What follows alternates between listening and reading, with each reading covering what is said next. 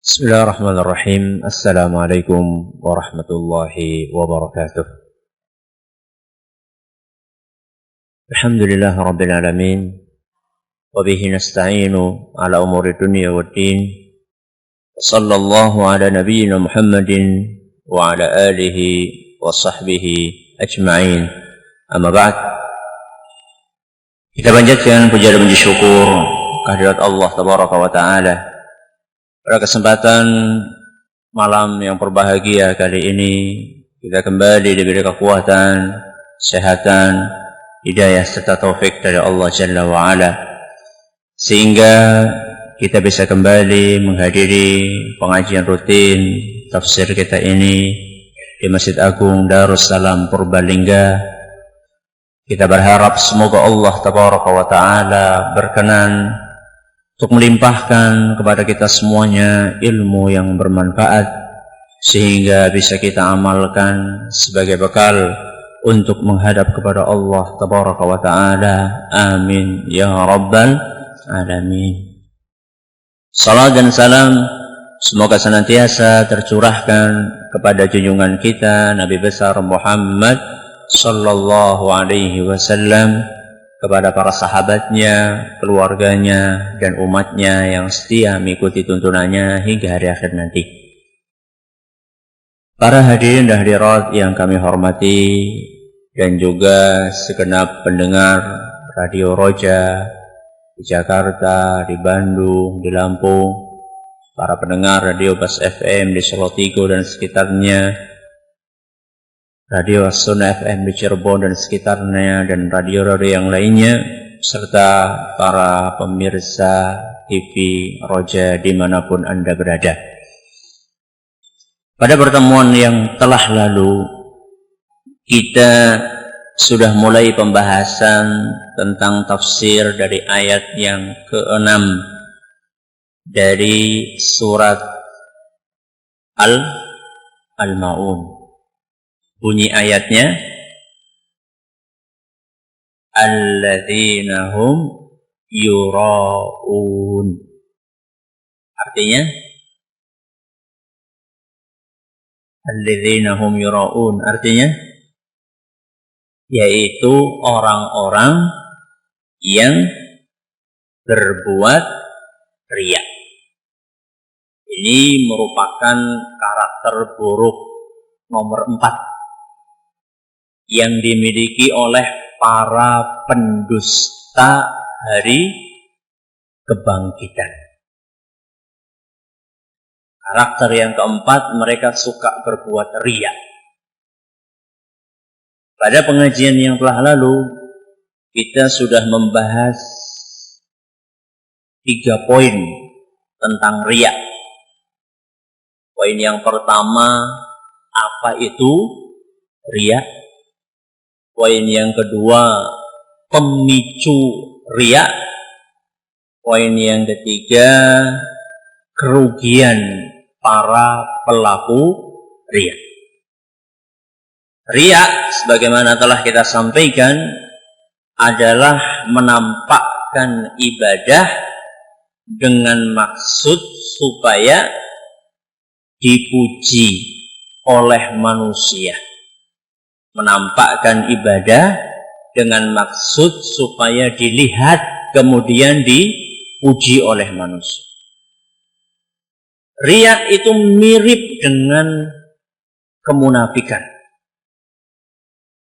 Apa persamaannya dan apa perbedaannya? Ini pertanyaan yang pertama. Silahkan. Apa persamaan antara riya dengan kemunafikan, lalu apa perbedaannya? Tidak ada yang berminat dengan hadiah? Apa takut riya?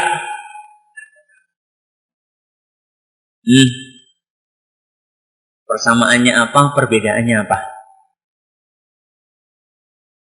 Ya, bagus. Cuman saya luruskan, kalau persamaannya sama-sama tidak selaras antara isi hati dengan lahiriah antara lahir dengan batin. Kemudian tadi perbedaannya betul bahwa riya itu adalah menyembunyikan kemaksiatan, menampakkan ketaatan. Kalau kemunafikan yang disembunyikan adalah kekufuran, yang ditampakkan adalah keimanan. Silakan. Kemudian pertanyaan yang kedua, apa sih yang memicu atau pemicu utama orang melakukan riya? Apa sih yang memicu orang untuk melakukan riya? Silakan.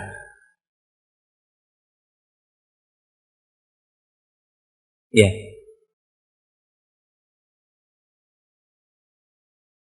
Hubbud dunia. Ya bisalah. Walaupun lebih spesifik ya. Lebih spesifik bukan hanya cinta kepada dunia, tapi cinta kepada kedudukan. Monggo silakan. Cinta kepada kedudukan. Lalu apa kerugian pelaku riya di dunia dan di akhirat? Sebutkan satu di dunia, satu di akhirat.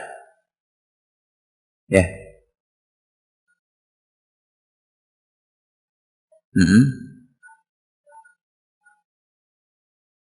Bagus, silakan. Jawabannya, kalau di dunia akan dibongkar aib riyaknya oleh siapa? Oleh Allah. Di akhirat akan disiksa di neraka pertama kali. Pada hari ini kita akan menyelesaikan insya Allah pembahasan tentang riya, dan yang akan kita bahas 2 poin. Poin yang pertama, sesuatu yang bukan riya tapi dianggap riya. Ini poin yang pertama. Poin yang kedua, obat penyakit riya. Jadi yang kita bahas 2 poin pada hari ini. Yang pertama adalah ada sesuatu yang dianggap orang riya padahal bukan. Poin yang kedua, bagaimana cara mengobati penyakit riya. Kita mulai. Poin yang pertama adalah ada beberapa jenis perilaku atau kejadian yang orang pikir itu bagian dari riya padahal sebenarnya tidak. Contoh 1. Kita melakukan suatu amalan. Setelah selesai melakukan amalan itu dengan ikhlas, dan kita tidak bermaksud untuk cari muka, ternyata ada orang tahu kemudian dia memuji kita. Ya, kita sudah beramal ikhlas, ya, dengan sholat duha ikhlas, berusaha untuk menyembunyikan sholat tersebut, merahasiakannya, memulai sholat duha itu dengan ikhlas dan mengakhirinya pula dengan ikhlas. Kok kemudian sholat duha kita ini bocor? Ada orang yang tahu, kemudian orang tersebut memuji kita, bahkan dia kemudian jadi jatuh cinta sama kita. Jatuh cinta dalam arti dia suka dengan kita karena kita taat beribadah kepada Allah Subhanahu wa ta'ala. Lalu kita berbahagia. Berbahagia dengan apa? Pujian? Bukan. Berbahagia dengan karunia dari Allah. Karena itu bentuk karunia dari Allah. Manakala Allah Subhanahu wa ta'ala menjadikan orang cinta sama kita, itu adalah karunia dari Allah. Saat itu kita bahagia. Wahai Rabbi, terima kasih, aku bersyukur kepadamu atas karunia yang telah engkau berikan kepadaku. Maka saat itu orang ini tidak dianggap sebagai pelaku riya. Terus apa Ustaz? Dia itu sedang berbahagia dengan karunia dari Allah. Berbahagia dengan karunia dari Allah diperintahkan dalam Al-Quran. Di antaranya dalam Al-Quran surat Yunus ayat 58. Silakan Anda buka di Al-Quran surat Yunus ayat 58. Di situ Allah Subhanahu wa taala berfirman, "Qul bifadlillahi wa birahmatihi fabidzalika falyafrahu." Katakanlah wahai Muhammad, dengan karunia Allah dan rahmatnya, hendaklah dengan itu mereka bergembira. Jadi Allah Subhanahu wa ta'ala memerintahkan di dalam surat tadi supaya kita itu bergembira dengan karunia Allah. Allah telah mengaruniakan kepada kita, membuka amal soleh kita, padahal kita tidak suka kalau amal soleh kita dilihat sama orang lain. Kemudian menjadikan orang lain cinta dan suka sama kita. Maka kita berbahagia dengan karunia dari Allah. Ini tidak termasuk perbuatan riya. Ayat ini dikuatkan dengan sebuah hadis yang diriwayatkan oleh Imam Muslim, di mana Rasulullah sallallahu alaihi wasallam, kata Abu Dzar radhiyallahu anhu, pernah ditanya apa? Ara'aitar rajula ya'malul 'amala minal khairi wa yahmaduhu an-nasu 'alaihi. Wahai Rasul, kalau ada orang melakukan amal soleh, setelah itu ada orang yang melihat, kemudian dia dipuji oleh orang yang melihat tersebut, itu bagaimana wahai Rasul? Kata Nabi sallallahu alaihi wasallam, tilka ajilu busyral mu'min. Fulan, itu adalah merupakan kabar gembira yang disegerakan oleh Allah untuk orang yang beriman. Di mana? Di dunia. Jadi dia sudah memprediksikan, wah insya Allah saya ini akan mendapatkan ridho dari Allah, karena di dunia saja Allah Subhanahu wa ta'ala sudah menampakkan karunia-Nya kepada orang-orang. Kata Nabi SAW, dzalika aw tilka ajilu busyral mu'min. Itu adalah merupakan kabar gembira yang Allah segerakan di dunia ini untuk orang yang beriman. Ini orang yang memulai amalannya dengan ikhlas dan mengakhirinya dengan ikhlas. Beda enggak sama orang yang memulai amalannya sengaja supaya dilihat, mengakhirinya juga sengaja supaya dilihat, tujuannya supaya dipuji. Beda enggak?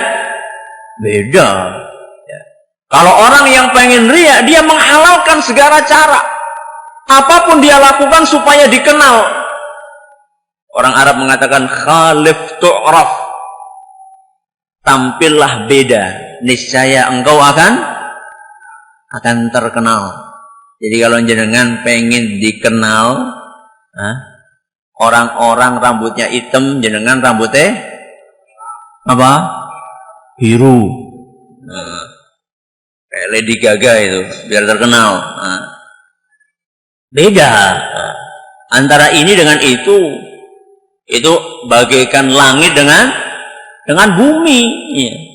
Kalau orang yang tadi kita sebutkan, dia amalnya ikhlas karena Allah, memulainya dengan ikhlas, mengakhirinya dengan ikhlas, dan dia tidak suka kalau dilihat amalnya sama orang lain, dan dia juga tidak mengejar popularitas. Tapi Allah Subhanahu wa ta'ala memberikan karunia kepada hambanya ini karena kejernihan hatinya. Allah suka sama hambanya ini. Wah, hambaku ini Masya Allah ikhlas dalam amalannya, tidak suka popularitas. Aku akan berikan karunia kepada hambaku ini. Hambaku ini akan aku jadikan dicintai oleh banyak penduduk bumi. Maka hamba tersebut gembira karena apa tadi? Karunia dari Allah. Ini tidak termasuk riya. Kedua, termotivasi untuk beramal soleh manakala melihat ahli ibadah beramal. Termotivasi untuk melakukan amal soleh manakala jenengan melihat ahli ibadah tekun beribadah. Contoh, ini disebutkan oleh Imam Ibnu Qudamah dalam kitabnya Mukhtasar Minhajul Qasidin. Kata beliau, mungkin suatu hari kita nginep di rumahnya orang yang ahli ibadah. Kalau malam hari dia itu mayoritas malamnya digunakan untuk beribadah. Jenengan melihat, wah ini orang kok rajin banget. Kemudian jenengan itu termotivasi, saya juga ingin bangun mayoritas malam saya.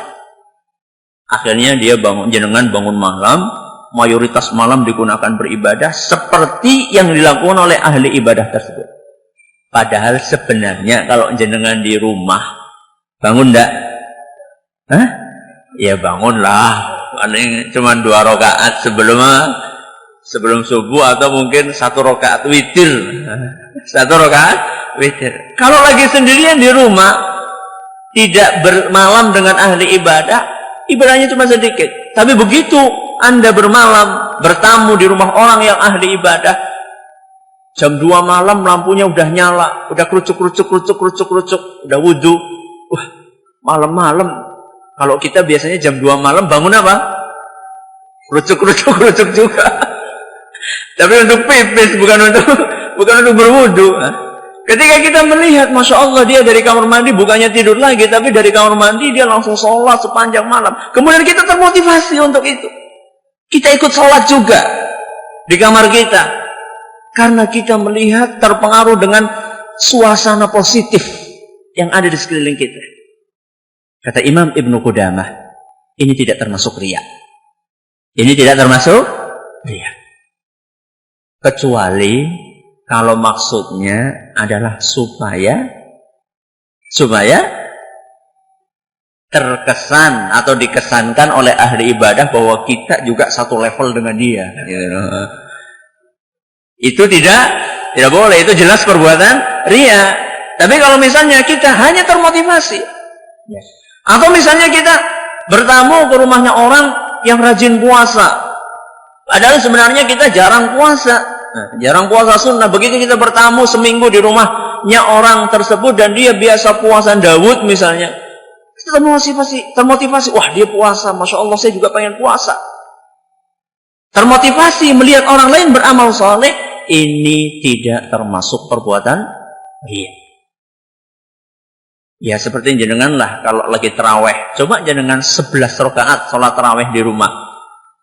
Gimana? Baru dapat 2 rakaat wis semutan.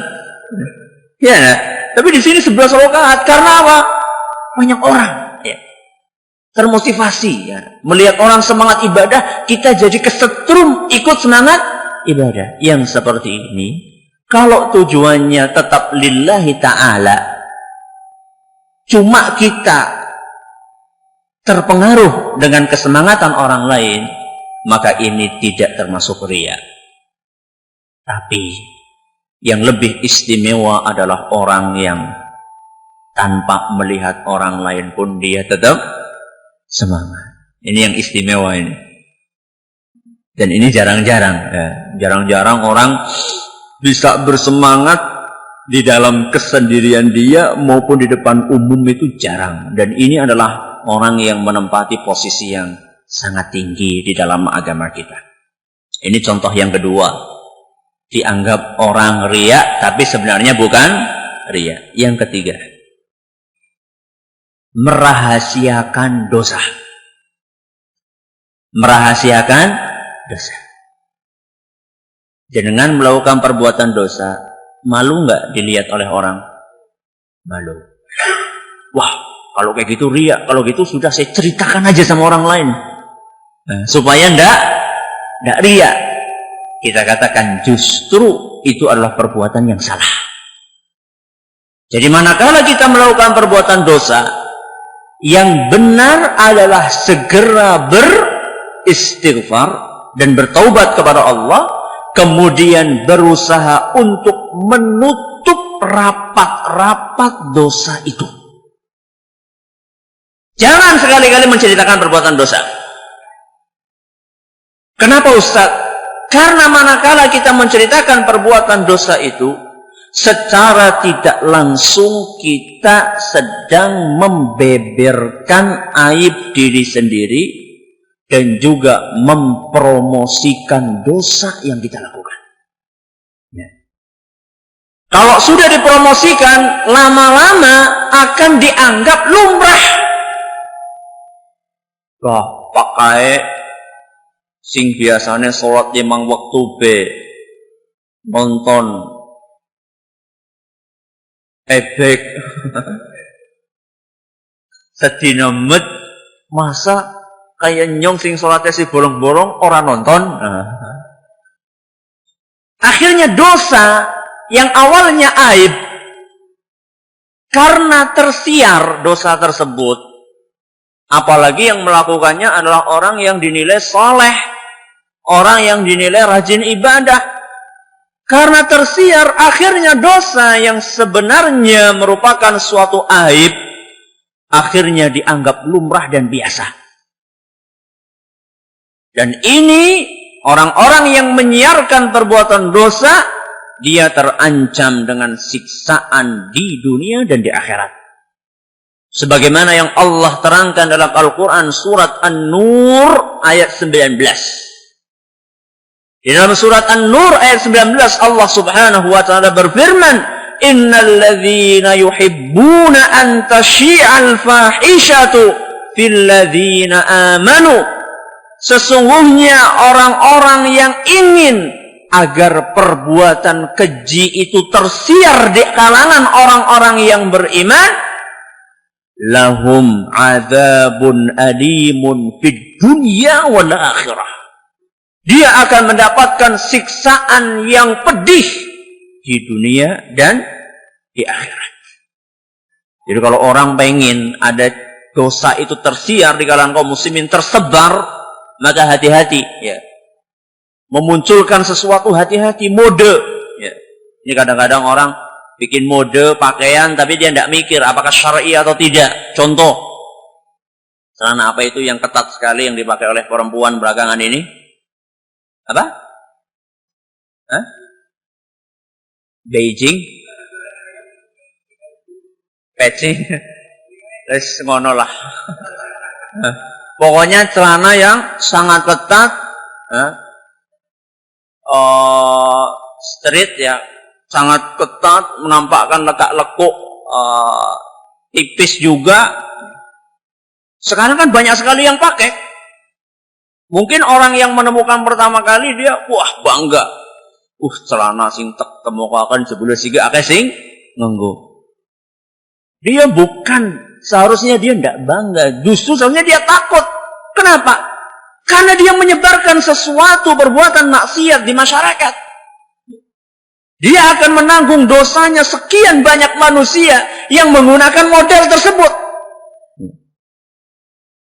Dia manakala merasa suka dengan tersebarnya maksiat di antara kaum mukminin, maka dia terancam dengan siksaan yang pedih di dunia dan di akhirat. Maka hati-hati dalam melakukan perbuatan maksiat. Jangan sampai kita terjerumus ke dalam perilaku orang-orang yang terang-terangan untuk melakukan perbuatan maksiat tanpa rasa malu. Orang-orang yang seperti ini dikatakan oleh Nabi sallallahu alaihi wasallam, "Kullu ummati mu'afa illal mujahirin." Seluruh umatku, kata Nabi sallallahu alaihi wasallam, mendapatkan peluang untuk diampuni oleh Allah. Kecuali satu golongan. Siapa? Mereka yang terang-terangan berbuat maksiat. Melakukan maksiat di depan umum. Ada enggak? Banyak. Sekali melakukan perbuatan maksiat, semakin banyak yang melihat, semakin senang. Contohnya? Dangdutan. Dangdutan? Iya. Penyelenggara konser dangdut semakin banyak penontonnya, itu barometer kesuksesan dia. Alun-alunnya kepek, berarti acaranya apa? Sukses. Sukses menurut dia. Jadi kalau menurut Islam, dia tidak berpeluang untuk mendapatkan ampunan dari Allah Subhanahu wa ta'ala. Kata Nabi SAW, kullu ummati mu'afa illal mujahirin. setiap umatku mendapatkan peluang untuk diampuni oleh Allah kecuali mereka yang blak-blakan berbuat maksiat di depan umum. Dia tidak punya rasa malu. Mungkin di antara kita tidak ada lah, semoga tidak ada di antara kita yang joget di panggung dengan pakaian minim karena ini laki-laki. Ibu-ibu juga saya pikir tidak ada lah, insya Allah ya Bu ya. Tapi ada bentuk termasuk terang-terangan dalam berbuat maksiat yang mungkin kita terjerumus ke dalamnya. Kata Nabi SAW, wa inna minal mujaharati, di antara bentuk terang-terangan dalam berbuat maksiat, an ya'mala ar-rajulu bil-laili 'amalan thumma yusbihu wa qad satara Allahu 'alaihi. Seorang hamba melakukan suatu perbuatan dosa di malam hari, sampai paginya Allah tutupi perbuatan maksiat tersebut. Yang tahu cuma dia saja. Tidak ada orang lain yang tahu. Sampai pagi ditutup oleh Allah Subhanahu wa ta'ala. Fayaqulu, namun di pagi harinya dia berkata, ya fulan amiltul barihata kada wa kada. Wahai fulan, dia cerita sama temannya, semalam saya melakukan ini dan itu. Contohnya, mau bengi filmnya John Muapik banget. Ya. Padahal dia nonton ditutup sama Allah. Allah rahasiakan perbuatan maksiat dia. Sudah Allah tutup, kemudian di pagi harinya justru dia cerita kepada orang lain.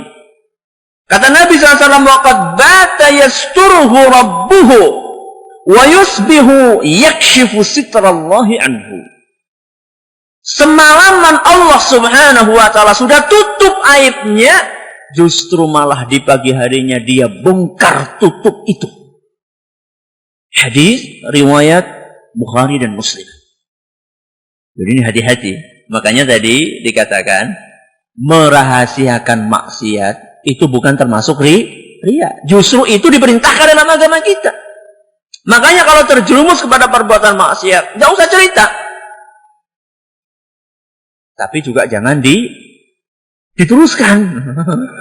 Orang cerita-cerita terus akan baik. Bukan.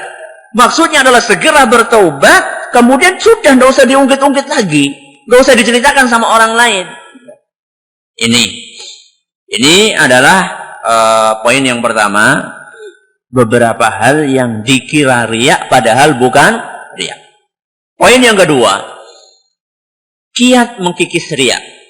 Kiat mengkikis riya. Apa Ustaz caranya supaya kita bisa menghilangkan atau minimal meminimalisir riya dari hati kita? Pertama, menguatkan akidah.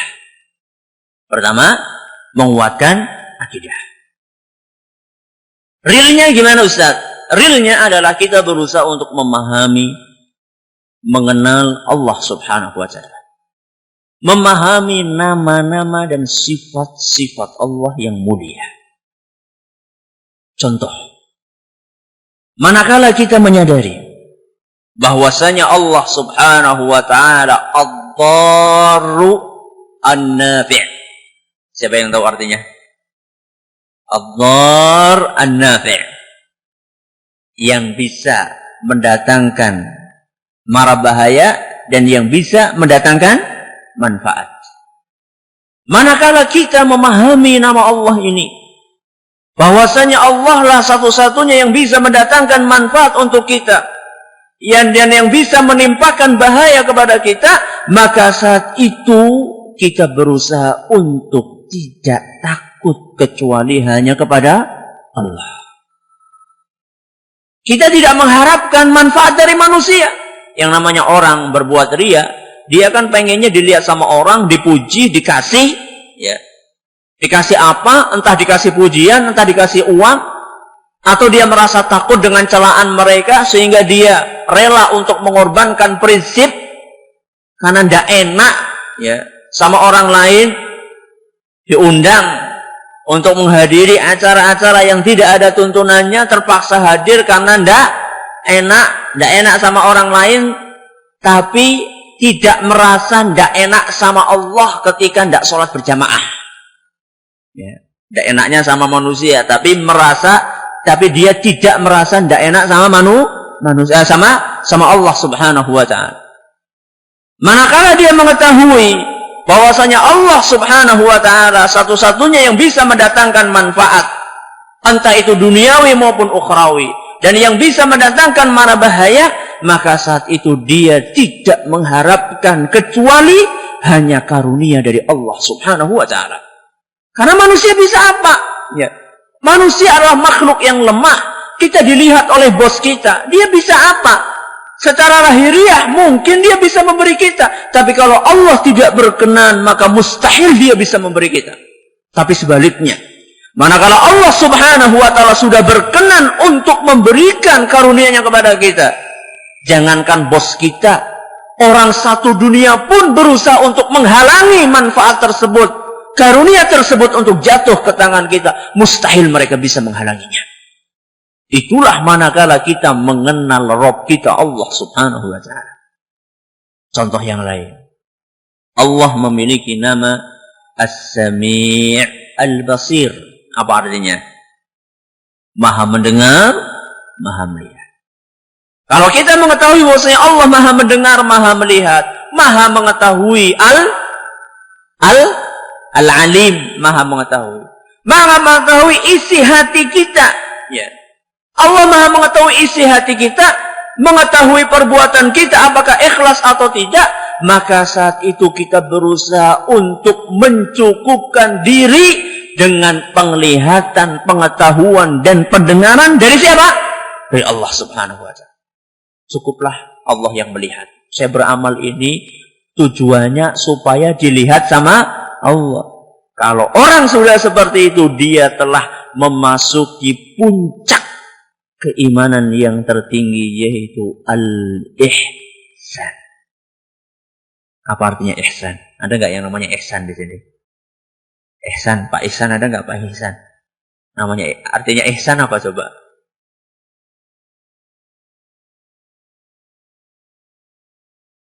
Bagus. Ihsan itu artinya adalah engkau beribadah kepada Allah seakan-akan engkau melihatnya. Kita beribadah kepada Allah seakan-akan kita melihat Allah. Jadi selalu kita tunduk, bersimpuh, menghibah di hadapan Allah Subhanahu wa ta'ala. Karena kita beribadah seakan-akan kita melihat Allah. Allah ada di hadapan kita. Wah, itu sulit Ustaz. Kalau belum bisa, maka lakukan yang kedua. Fa illam takun tarahu fa innahu yarak. Kalau misalnya kita belum bisa untuk seperti itu, maka yakinlah bahwasanya Allah itu melihat kita. Dengan tidak malu baca Quran sambil padahal dilihat sama siapa? Allah. Tidak malu? Malu tidak? Malu. Jangan tidak malu sholat sambil ngantuk-ngantuk. Malu tidak? Malu sama yang di samping. Malu sama Allah. Jangan tidak malu subuhan udah azan masih ngeringkel sama Allah, tidak malu. Malu sama Allah. Itu manakala kita akidahnya kuat, memahami nama-nama dan sifat Allah. Ini yang pertama. Yang kedua, kiat mengkikis riya dengan cara menumbuhkan rasa takut dari riya. Menumbuhkan rasa takut dari riya. Orang kalau takut sesuatu, dia akan berhati-hati dan waspada, sehingga dia akan terhindar dari mara bahayanya. Beda sama orang yang tidak takut. Kalau orang yang tidak takut, dia merasa aman aja. Maka kalau misalnya kita ingin supaya kita terhindar dari riya, maka takutlah dengan perbuatan riya. Jadi kalau mulai muncul di dalam hati kita perasaan-perasaan ingin dilihat, ingin dipuji oleh orang, ingin dipuji oleh ustadz, ingin dipuji oleh bos, ingin dipuji oleh atasan, ingin dipuji dan seterusnya, maka saya itu langsung berusaha mengingat bahaya dari riya yang begitu dahsyat. Takutlah dengan bahaya riya. Di antaranya di dunia tadi apa? Allah akan membeberkan dan membuka aib kita. Di akhirat kita akan dimasukkan ke dalam neraka pertama kali. Makanya tidak heran seandainya Nabi Shallallahu Alaihi Wasallam pernah berkata kepada orang terbaik, generasi terbaik umat ini, yaitu para sahabat Nabi SAW. Nabi pernah berkata kepada para sahabat, Inna akhwafa ma akhafu alaikum asyirkul asghar. Sesungguhnya sesuatu yang paling aku takutkan atas kalian. Siapa kalian di sini? Para sahabat.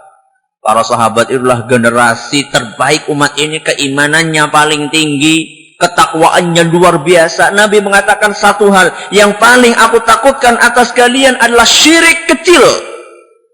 Para sahabat mengatakan, apa itu syirik kecil? Walaupun kecil tapi syirik. Walaupun syirik tapi kecil. Nah, para sahabat bertanya, apa itu syirik kecil? Nabi Shallallahu Alaihi Wasallam berkata, ar-riya. Syirik kecil adalah apa? Riya. Kemudian kata Nabi Shallallahu Alaihi Wasallam, Yaqulullahu Azza wa Jalla lahum yawmal qiyamah, idza juziyan nasu bi'amalihim. Pada hari kiamat nanti, setelah para manusia mendapatkan pahala dari amalan yang dilakukan di dunia, maka Allah berkata kepada para pelaku riya, orang-orang yang ikhlas dalam beramal sudah mendapatkan pahalanya masing-masing. Dikumpulkan para pelaku riya. Kemudian Allah berkata kepada mereka, idhabu ilal ladzina kuntum tura'una fid dunya. Wahai para pelaku riya, silahkan datang kalian kepada orang-orang yang dahulu kalian riyai. Apa maksudnya kalian riyai? Yang dicari perhatiannya, yang dicari pujiannya. Kamu mencari pujiannya ustadz, sudah pergi ke sana. Kamu cari pujiannya bos, sana pergi ke sana. Kamu cari pujiannya ini, pergi ke sana. Suruh pergi ke masing-masing. Kemudian Allah berkata, fanzuru hal tajiduna indahum jazaan. Silahkan minta pahala kalian dari mereka. Dapat tak? Sudah dapat tuh. Ya dapat. Hadits riwayat Ahmad dan isnadnya adalah sahih oleh Imam Al-Hakim dan Ad-Dhahabi. Kalau Nabi saja takut para sahabatnya terjerumus kepada dia, kalau kita nyong sama jenengan kok tidak merasa takut, itu namanya kebangetan banget. Ya, ini yang kedua. Yang ketiga, berusaha sekuat tenaga untuk merahasiakan amalan. Berusaha sekuat tenaga untuk merahasiakan amalan. Para ahli ikhlas, karena takutnya mereka kepada riya, maka mereka berusaha untuk menyembunyikan amalan mereka semampunya. Terus kalau disembunyikan, yang lihat siapa? Mereka mencukupkan dengan penglihatan siapa? Allah. Makanya orang yang ikhlas dalam amalannya, di hatinya tenang. Ya, karena yang dikejarlah ridho dari Allah Subhanahu wa taala. Diceritakan Asy'ari, ya, salah seorang ahli ibadah, dia pernah bertutur, saya pernah menderita sakit selama 30 tahun dan tidak sadar kalau saya itu sakit. Sakit berapa tahun? 30 tahun. Tidak sadar kalau saya sakit. Ceritanya gimana? Kata Asy'ari, aku beserta teman-temanku selalu pergi datang sholat Jumat Gasik. Serta sekelompok orang ahli ibadah selalu pergi ke masjid waktu sholat Jumat Gasik. Dan kami menempati tempat-tempat yang memang sudah dikenal itu tempat kami. Asy'ari tempatnya di pojok sebelah sana, temannya di sini, temannya di sini, temannya di sini. Orang semuanya tahu bahwasanya itu tempat-tempat para ahli ibadah. Pada suatu Jumat, tetangga saya meninggal dunia. Akhirnya saya pun takziah dan berusaha melayat mengantar jenazah sampai ke mana? Sampai ke kubur. Karena prosesinya yang lama, akhirnya pada hari Jumat itu saya tidak bisa gasik pergi ke masjid. Sudah agak siang baru saya ke masjid. Begitu mendekat ke masjid, ternyata para jamaah sudah banyak yang hadir. Walaupun mungkin tempat saya masih kosong. Ketika saya melihat banyaknya orang, kata Asy'ari, timbul di dalam hati saya Ya Allah, orang-orang sekarang akan melihat saya dan berkomentar, Asy'ari terlambat ke masjid. Padahal biasanya gasik. Orang-orang belum datang, dia sudah gasik. Hari ini, orang-orang sudah ngumpul, kalau saya jalan menuju ke tempat saya, orang semuanya, biasanya gasik kok. Ujuk-ujuk teneng, telat. Nah. Dan saya merasa berat. Ya Allah. Nanti orang-orang apa omongannya? Kemudian Asy'ari duduk terpekur, merenung, mengoreksi dirinya. Lalu dia berkata, subhanallah, ternyata selama 30 tahun saya ini telah terjangkiti penyakit riya dan baru sadar hari ini. Jadi selama ini saya itu mengejar apa? Gasik ke masjid yang saya cari apa? Menempati tempat khusus di masjid yang saya cari apa? Akhirnya mulai hari itu, dia tidak pernah lagi menempati tempat khusus di masjid. Dia selalu di belakang, ya enggak. Selalu terlambat, enggak. Tetap gasik, tapi berusaha membenahi niatnya dan tidak menempati satu tempat. Karena kalau sudah menempati satu tempat, kan, ini tempatnya Pak Anu. Ya. Jadi terkenal, tersohor, ya. Akhirnya dia berusaha. Setelah itu dia berusaha untuk tetap pergi gasik ke masjid sambil berusaha menjaga hatinya, dan dia pindah tempat di masjid. Kapan ada tempat yang kosong, dia segera duduk. Ini menunjukkan betapa waspadanya mereka dari penyakit apa? Riya. Mari kita berhati-hati. Ya. Mari kita berhati-hati. 30 tahun. Kita umurnya sekarang berapa? Mungkin yang umurnya 60 tahun, wah, sebulan sudah tahun ya riya, ya. Sampai sadar. Alhamdulillah bisa ada waktu untuk memperbaiki. Tapi saya tutup dengan catatan penting. Di dalam Islam itu ada beberapa jenis ibadah yang tidak mungkin disembunyikan. Ada beberapa jenis ibadah yang tidak mungkin disembunyikan. Karena ibadah itu bagian dari syiar Islam. Contoh, apa? Sholat berjamaah 5 waktu di masjid, terutama bagi kaum pria. Kemudian azan, bagus. Sholat Jumat. Dan ibadah-ibadah lainnya yang memang itu diperintahkan oleh Islam untuk diperlihatkan, untuk disiarkan.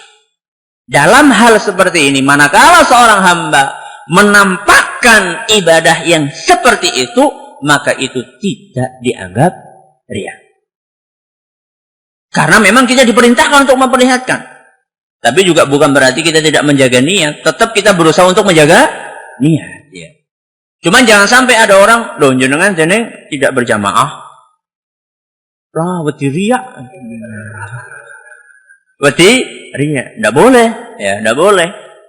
Anda harus pergi ke masjid kalau timbul penyakit riya, berusaha untuk dibersihkan, bukan dengan meninggalkan amalan tersebut. Adapun amalan-amalan yang hukumnya sunnah, maka diusahakan semampunya dirahasiakan, disembunyikan. Sedekah contohnya.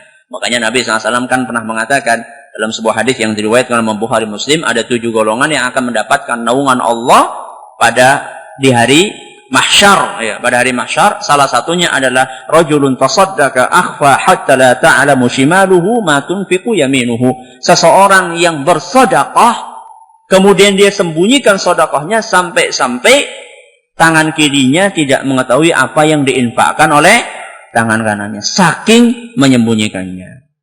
Kecuali kalau misalnya Anda menampakkan amalan itu, tujuannya adalah supaya memotivasi orang lain, supaya ditiru sama orang lain. Jangan infak, infak 10 juta. Tujuannya adalah supaya orang-orang yang lain termotivasi. Kere kayak nyong 10 juta, masa sing suki infaknya 10.000. Memotivasi orang lain. Tujuannya itu tidak apa-apa. Tidak apa-apa. Karena riya maksudnya adalah menampakkan amalan untuk dipuji. Kalau ini menampakkan amalan untuk ditiru, ya, ini tidak apa-apa. Makanya dalam Al-Quran surat An-Nisa ayat 149 Allah subhanahu wa ta'ala berfirman, in tubdu khairan aw tukhfuhu, jika kalian menampakkan suatu kebajikan atau menyembunyikannya. Wallahu ta'ala a'la wa a'lam. Ada pertanyaan, silakan. Satu pertanyaan saja. Mau berangkat haji? Ya. Enggak, maksudnya ini pertanyaan tentang membuat pengajian sebelum berangkat haji. Sekalian saja ya. Saya kalau diundang isi pengajian untuk keberangkatan haji, saya tidak mau. Nah, supaya sekalian saya kasih tahu. Ya. Jadi jangan ngundang saya untuk pengajian sebelum berangkat haji. Kenapa Ustadz? Ya tadi kembalinya kepada masalah apa? Masalah menjaga niat. Terutama buat mereka baik yang bicara maupun yang akan berangkat. Ya berusahalah yang namanya amalan itu kalau bisa dirahasiakan itu lebih baik. Karena niat itu sulit untuk dijaga. Makanya kalau para ulama salaf dahulu kalau mau berangkat haji, mereka berangkat aja. Maling juga memberikan wasiat kepada keluarga dekatnya atau pada tetangganya untuk menjaga rumahnya. Setelah itu mereka berangkat, tahu-tahu nanti menghilang selama 1 bulan, 50 hari, tahu-tahu kembali sudah apa? Sudah berhaji. Jadi mereka berusaha untuk menyembunyikan, tidak berusaha untuk bahkan mengabar-ngabarkan, malah ketika hari keberangkatan jalan-jalan pada macet. Nah, karena setiap jamaah haji membawa 2 truk. Ya. Kalau jamaah haji Purbalingga ada berapa? 500 misalnya, berarti berapa truk itu? 1000 truk. Nah, buat apa sih kayak gitu-gitu? Kalau mau pamit ya pamit sama keluarga, sama tetangga-tetangga, ngabari mereka. Nggak usah rame-ramean, ya pakai sound, pakai ini, nggak usah. Wallahu ta'ala a'la wa a'lam. Subhanakallahumma bihamdik, asyhadu an la ilaha illa anta, astaghfiruka wa atubu ilaik. Assalamualaikum warahmatullahi wabarakatuh.